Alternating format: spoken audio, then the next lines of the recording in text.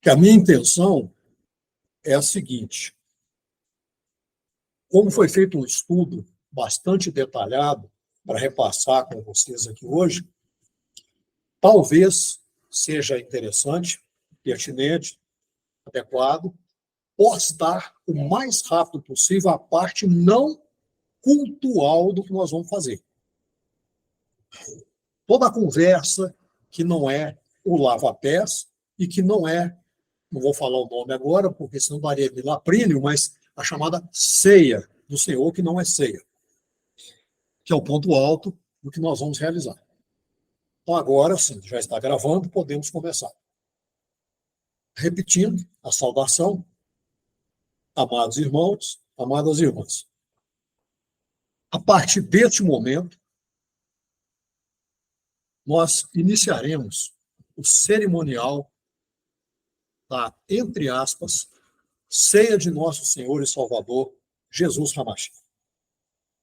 Uma ocasião em que ele instituiu formalmente a renovação da aliança, que o sempiterno Iá, nosso Santíssimo Pai Celestial, Criador de tudo o que há, único Deus vivo e verdadeiro, estabeleceu com seu povo escolhido.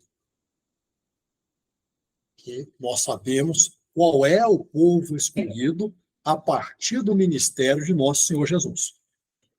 Então, pelo sacrifício supremo e perfeito de nosso amado e inigualável Divino Mestre, o concerto sagrado que existia antes entre Iá e o povo escolhido por ele, aquele povo ingrato, desobediente, testarudo, foi estendido a nós, integrantes da grande multidão, não é tão grande assim, mas de uma certa multidão que compõe e vem compondo a Igreja de Deus ao longo dos séculos.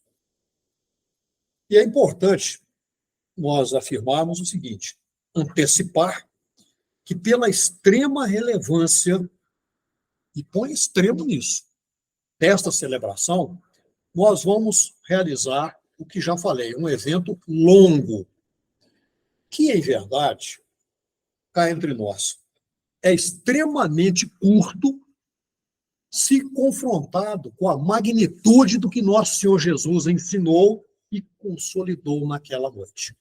Como nós vamos repassar aqui, como diria minha mãe, tintim por tintim.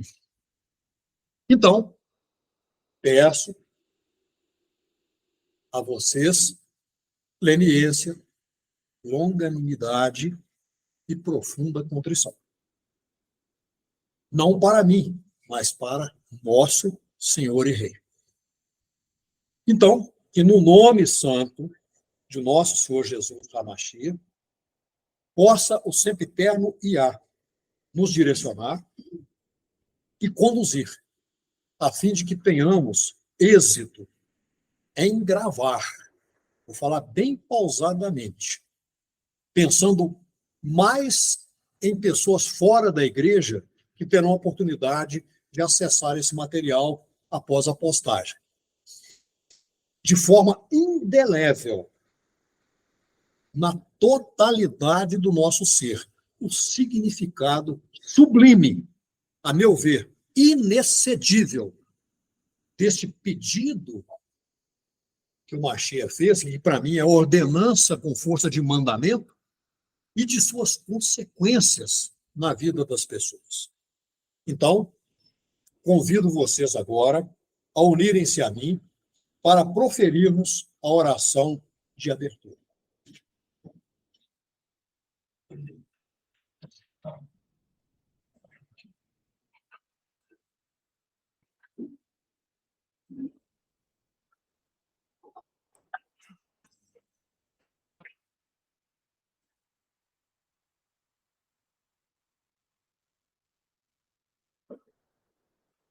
Sempiterno Iá, amado Pai Celestial, bondoso, amoroso e misericordioso, Altíssimo Soberano.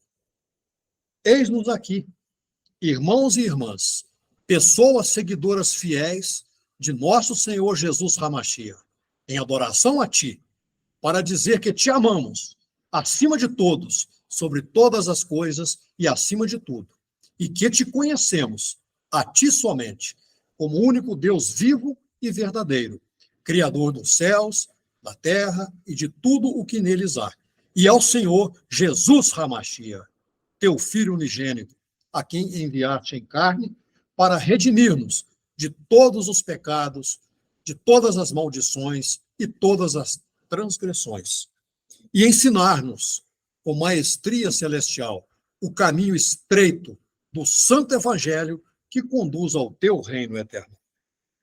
Querido Pai, em nome de nosso Senhor Jesus Hamashia, agradecemos-te pela concessão que nos fazes, permitindo-nos vivenciar mais uma celebração da ceia da renovação de tua eterna aliança, que firmaste há séculos com teu povo eleito, e depois estendeste a todos nós, integrantes fidedignos e fidedignas de tua igreja, em função do cumprimento integral e irretocável do ministério de nosso Senhor Jesus.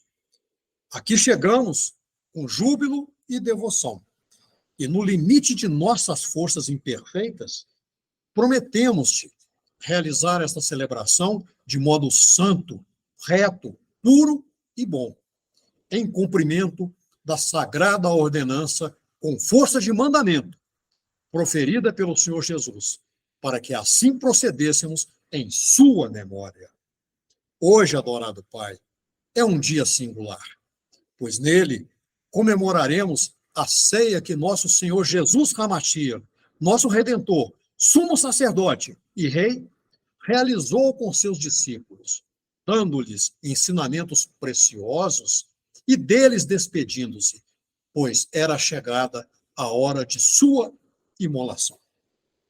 Nessa congregação excelsa do Senhor Jesus, com seus apóstolos, o Divino Mestre determinou-lhes que repetissem essa celebração anualmente, em 14 de Nissan, o que tua igreja, por ele fundada, vem executando com exatidão ao longo das eras. Por isso, Santíssimo Pai, aqui estamos para cumprir a ordem emitida pelo Senhor Jesus, celebrando sua Santa Ceia, como expressão fervorosa de todo o nosso amor, de nossa reverência, de nossa gratidão e obediência a Ele. Obrigado, obrigado, obrigado, Santíssimo Pai. Em nome, por amor e pelos méritos privativos de nosso Senhor Jesus Hamashia, pela bondade que derrama sobre nós, exclusivamente por teu amor incondicional e por tua infinita e misericordiosa graça, posto que nada merecemos, de nada somos dignos e não somos capazes de retribuir-te. Aleluia! Maranata, Maranata, Maranata. Amém. Amém.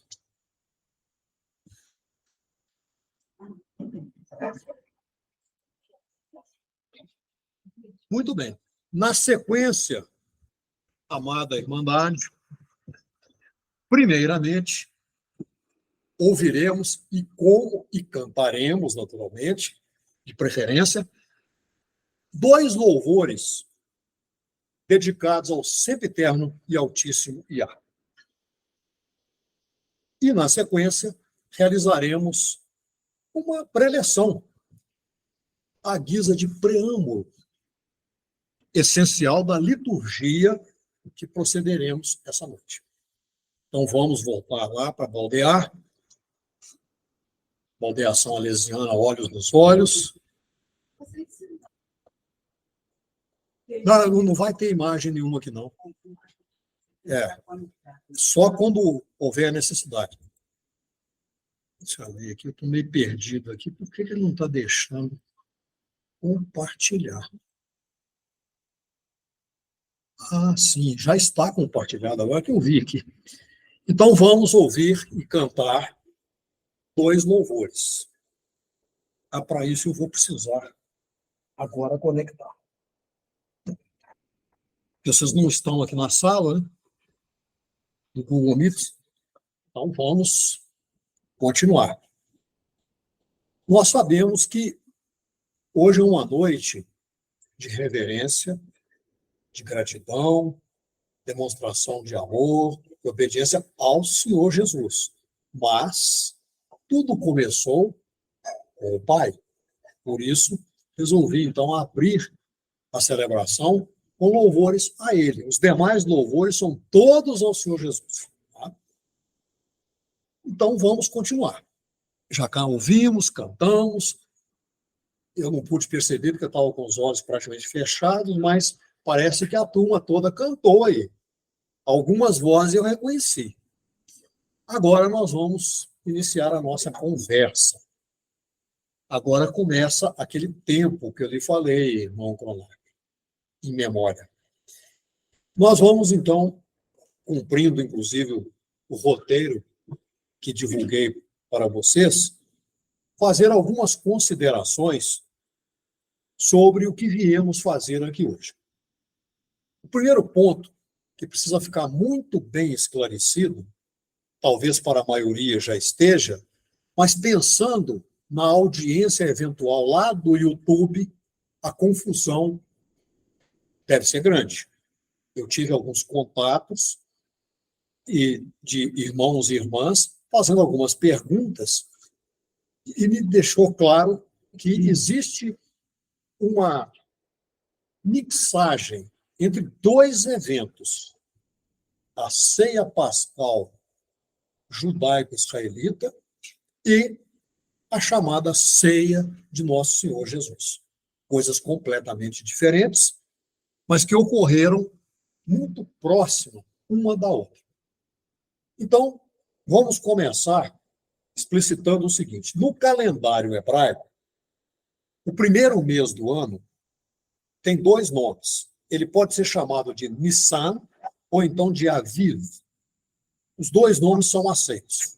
E é o primeiro mês do calendário ditado pelo próprio Deus. Então, falar que calendário hebraico é retirar a autoria do sempiterno Iá. Nós vamos ler essa passagem aqui, no devido momento, em que ele determina o calendário. Então, o sacrifício, estamos falando agora da ceia pascal judaico-israelita. O sacrifício do cordeiro pascal é feito entre 15 e 18 horas aproximadamente, mas naquele dia, naquele ano, ele iria apontar o sacrifício perfeito, definitivo e suficiente do Cordeiro de Deus, nosso Senhor Jesus. Os judeus israelitas, não falar só judeu, mas vocês estão entendendo que são as 12 tribos, comemoram a sua Pessach. Essa palavra Pessach significa passar além, sobrepassar, libertar-se. No grego, foi de onde veio a palavra Páscoa para nós, a palavra é Pascha. Eu não saberia pronunciar isso porque é um som gutural, mas Pascha, digamos assim. E o que foi essa Pessach, ou Pascha, em grego? Foi um episódio que todos nós e todas nós conhecemos, em que os primogênitos dos judeus foram poupados, devido à inscrição ordenada pelo Altíssimo Deus de um sinal nas portas das casas com o sangue do cordeiro imolado, aquele cordeiro que iria ser, digamos, consumido durante a ceia. Muito bem. Enquanto o anjo da morte, enviado pelo Altíssimo Deus, exterminava os primogênitos egípcios, incluindo, é claro, o primogênito do faraó. Então, Pessach celebra, a partir de então, a saída dos filhos de Israel da chamada Casa da Servidão, porque eles estavam lá como escravos, não por livre vontade. E serve para lembrarmos da importância de continuarmos a luta pela liberdade em cada geração. Vamos agora ler algumas passagens aqui. Quais foram as diretrizes ordenadas pelo Altíssimo Deus a Moisés? Êxodo 12, de 1 a 14. E falou Iá a Moisés e a Arão na terra do Egito, dizendo: este mês ser-vos-á o princípio dos meses. Este ser-vos-á o primeiro dos meses do ano. Então, o calendário é dos judeus ou é de Deus? De Deus. Ou seja, naquele momento, naquela diretriz, naquela ordem, Iá estabeleceu o seu calendário, que vai voltar a entrar em vigência. Com certeza, no reino milenar de nosso Senhor Jesus. Continuando, então. Diz Iá: falai a toda a congregação de Israel, dizendo: aos 10 deste mês, tome cada um para si um cordeiro, segundo as casas dos pais, um cordeiro para cada família. Mas se a família for pequena para um cordeiro, então tome um só com seu vizinho, perto de sua casa, conforme o número das almas. Cada um conforme ao seu comer. Fareis a conta conforme o cordeiro. O cordeiro ou cabrito será sem mácula, um macho de 1 ano, o qual tomareis das ovelhas ou das cabras, e guardá-lo eis até o 14º dia deste mês. E todo o ajuntamento da congregação de Israel sacrificá-lo-á à tarde. E tomarão do sangue, e pô-lo-ão em ambas as ombreiras, e na verga da porta, nas casas em que o comerem. E naquela noite comerão a carne assada no fogo, com pães ázimos, com ervas amargosas a comerão. Não comereis dele cru, nem cozido em água, mas assado no fogo, a sua cabeça, com seus pés e com a sua fressura, ou seja, com as vísceras. E nada dele deixareis até amanhã. Mas o que dele ficar até amanhã, queimareis no fogo.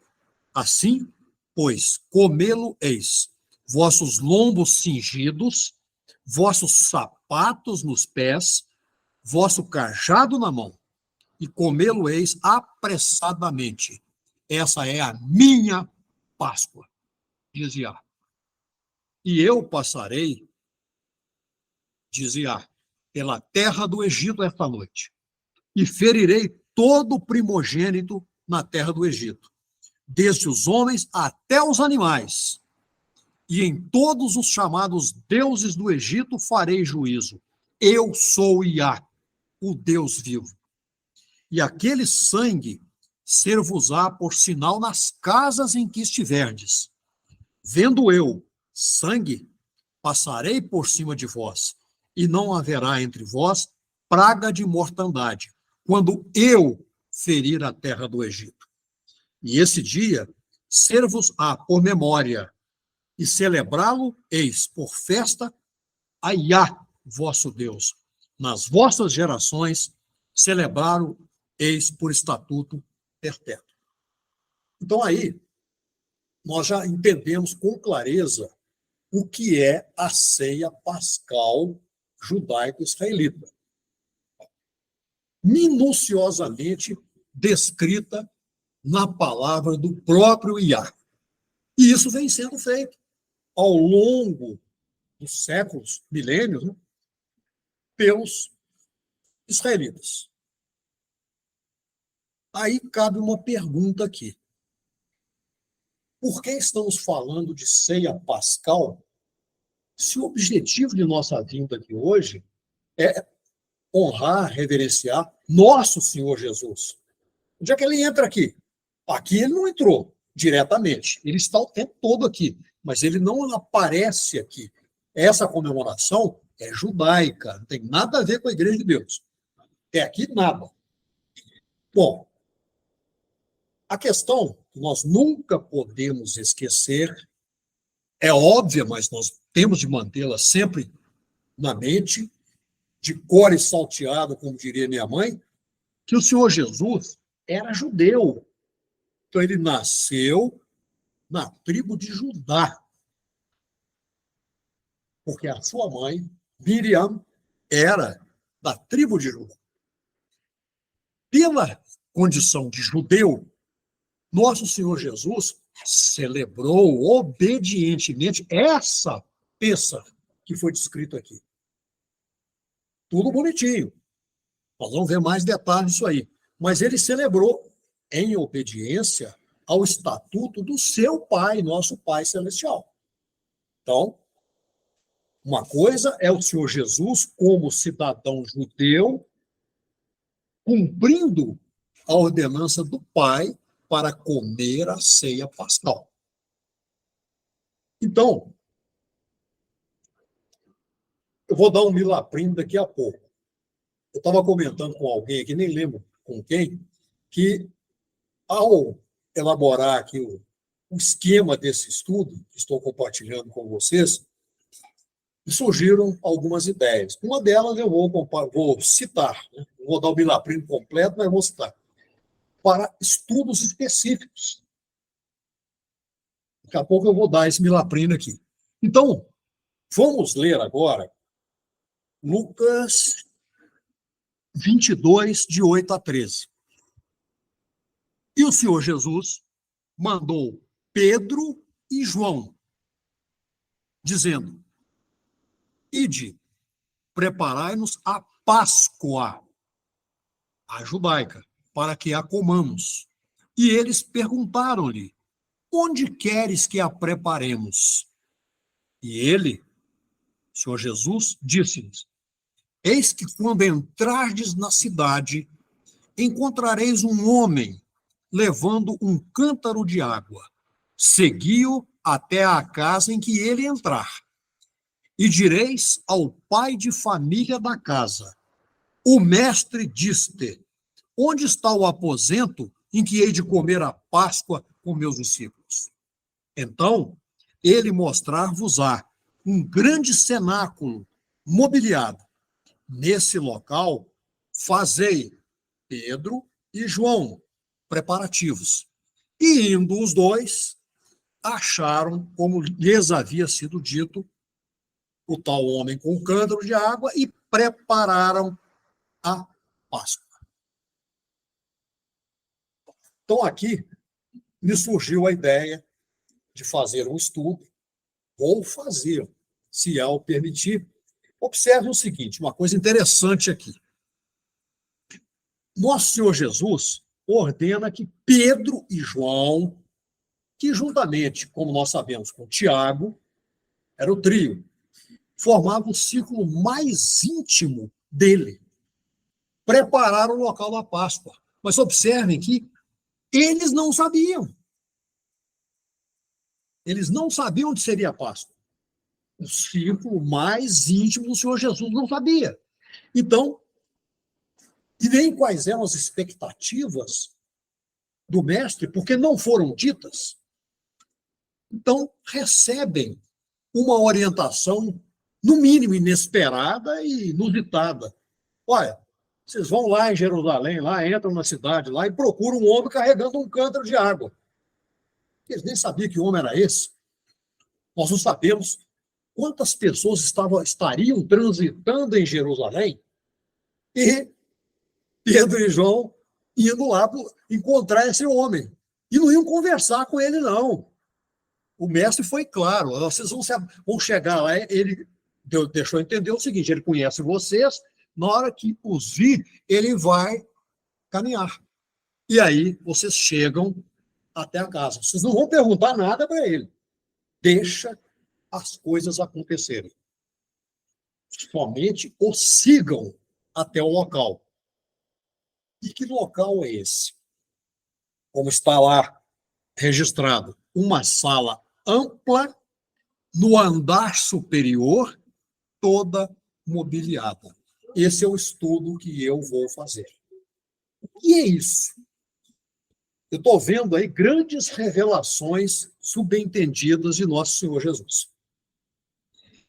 Vocês não? Não está inusitado isso aí? Como assim? O círculo íntimo não sabe onde vai ser a Páscoa? Nem como deveria ser preparado o cenáculo?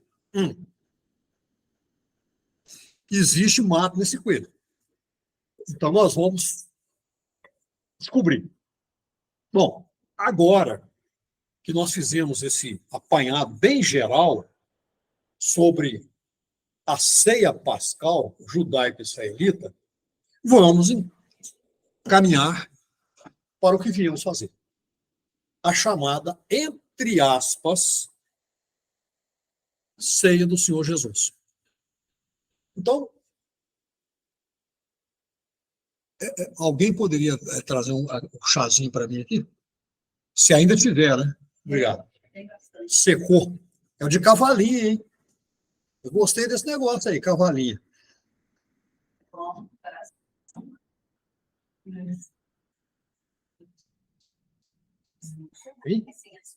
Tem, é só o chá.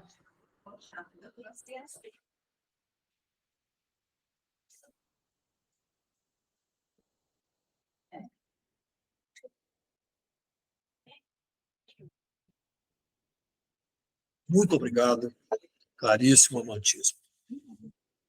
Então, vamos continuar. Agora, já ingressando no tema central de nosso deslocamento até aqui. Então, eu tenho colocado aspas na palavra ceia o tempo todo aqui. Aspas normais, porque quando é algo ruim, eu coloco 200.000 aspas, para mostrar a malignidade da coisa. Aqui não é nada maligno, mas é impróprio, como vocês vão ver aqui, vão concordar comigo. E chamar de ceia o que aconteceu depois da ceia pascal está completamente equivocado. Em todos os sentidos, principalmente no sentido maior, no sentido celestial. Né? Mas então, como preâmbulo, eu devo dizer a vocês que o Mashiach não efetivou uma ceia. Por quê? Porque ele já havia fartamente comido a ceia pascal, conforme a tradição. E como é que se come ali? É muita coisa. Sim. Então, a ceia judaico-israelita já havia terminado. As pessoas estavam, como diz minha mãe, empanturradas de tanto comer. Que era assim, o costume. Na verdade, então, a cerimônia que ele passou a conduzir após a ceia pascal judaico-israelita deveria, aí já é opinião minha, tá? Vocês não precisam concordar, não. Deveria ser denominada de Kiddush. Mas ninguém se assuste, que não é urubu, não, com esse nome. Essa palavra Kiddush, em hebraico, significa literalmente.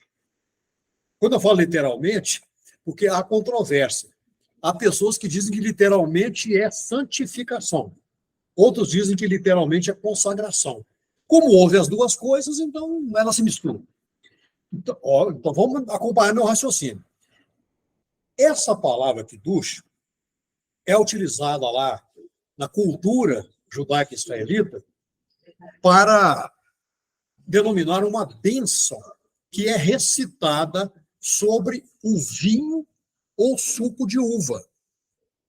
Vinho ou suco de uva.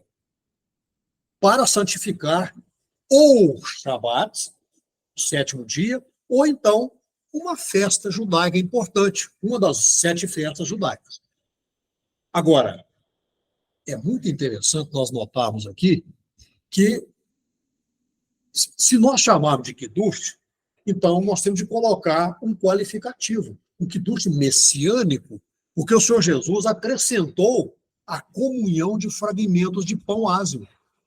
Isso não existe no Kiddush do Shabat, é só o vinho, é uma bênção sobre o vinho.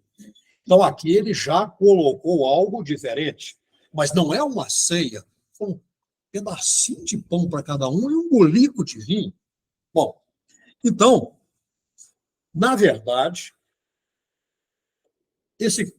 essa ceia, assim chamada, ceia do Senhor Jesus, Santa Ceia, Última Ceia, ou ceia da renovação da aliança, é a recordação do sacrifício, dentre outras coisas que nós vamos abordar, que nosso Senhor Jesus Hamashia realizou.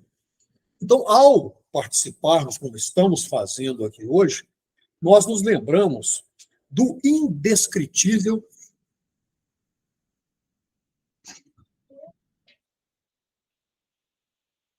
e incomensurável amor de Deus por nós, ao entregar seu único filho como sacrifício em nosso lugar. Eu não consigo, por isso estou chorando, imaginar a dor que o Pai Celestial sentiu naquele momento em que ele teve de se afastar do filho dele, porque todos os pecados do mundo estavam ali, e Deus não pode aproximar-se do pecado. Eu não consigo imaginar isso. Então, nosso Senhor Jesus deu sua vida, escolheu fazê-lo, não foi obrigado a coisa nenhuma, em favor do seu povo, que agora nós também integramos esse povo, para livrar-nos de toda essa malignidade que pairava sobre nós. Nós estamos condenados e condenadas. Então, a ceia, assim chamada, do Senhor Jesus, é muito mais do que uma simples lembrança. Observe que quando ele fala num tom que eu imagino assim, meigo, naquele momento, eu imagino que o Senhor Jesus estava ali com os 12 apóstolos, no início eram os 12, Judas Iscariotes estava lá. Ele falou, fazer isso em memória de mim. Então, ele deve ter falado com toda candura. Pedido. Ele pediu. Mas eu interpreto como ordenança com força de mandamento. Por quê? Ele nunca pediu nada. Nada. A ninguém. A não ser o Pai, né? Mas nunca para ele. A não ser naquele momento do cálice, que um dia seria interessante a gente conversar sobre isso também. Mas aí ele pede uma coisa dessa, o que nós temos que fazer? Cumprir na íntegra o pedido, ordenança, mandamento emanado por ele. E é também, isso que nós estamos vivendo aqui agora, é um momento especial, muito especial, de comunhão da igreja, onde fica, pelo menos para mim, evidente a participação das pessoas crentes, que somos nós, como membros do corpo do Mashiach, e manutenção do crescimento espiritual também de cada um de nós, e cada uma de nós. Então, nesta chamada ceia do Senhor Jesus, que é santa e pura, as pessoas redimidas, ou seja, aquelas que já foram batizadas, alimentam-se espiritualmente do Mashiach e da sua obra. Bom, essa conversa ela não vai ser linear, não, viu, gente? Ela vai fazer uns voluteios assim e tal. Antes de deixar a Terra e voltar para o Pai, não vou dizer em definitivo, mas sem voltar imediatamente para cá, nosso Senhor Jesus estabeleceu duas ordenanças para a sua igreja: o batismo e a ceia. Eu diria três, porque há uma ordenança também de pregar seu evangelho a todos os povos, a todas as nações, de todas as línguas. Nenhuma ordenança tem papel ou um poder salvador. Não tem. Mas, por exemplo, o batismo é uma ordenança de identificação com ele, Senhor Jesus, e com o evangelho santo e puro que ele pregou. A ceia que nós estamos aqui agora celebrando é uma ordenança de referendo. Esse é o ponto crucial da história, da renovação da aliança. E também comemoração da obediência e da gratidão que nós devemos ter para com ele. Então, essa ceia da aliança renovada, da renovação da aliança, constitui, sim, uma ordenança direta do Mashiach. E a Igreja de Deus, fundada por ele, vem obedecendo e reproduzindo com máxima fidelidade. E nós, hoje, estamos aqui ratificando isso com a nossa presença. O relato da instituição dessa ordem está grafado em várias passagens. Mateus 26, de 26 a 29, Marcos 14, 22 a 25, Lucas 22, 19, Lucas 22, 20 e 1 Coríntios 11, 24 a 26. Observem, isso talvez mereça um estudo, estou pensando a respeito, que essa ordenança não é mencionada por João, no evangelho escrito por João. E João era do círculo íntimo, o trio íntimo do Mashiach. Estou pensando em ver se consigo investigar isso e compartilhar com vocês. Mas, prosseguindo, considero absolutamente essencial, pensando na igreja e pensando nas pessoas fora da igreja que poderão ter contato com esse material lá no YouTube, tecer 3 considerações.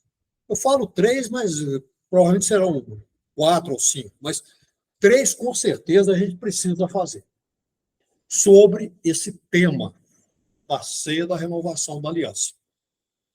O primeiro deles é sobre a origem da ordenança.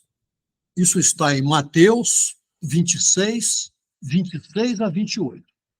Ou seja, a instituição da ordenança e a instrução vieram do próprio Senhor Jesus. Estou falando para a igreja o óbvio, mas para quem não é da igreja, pode ser novidade.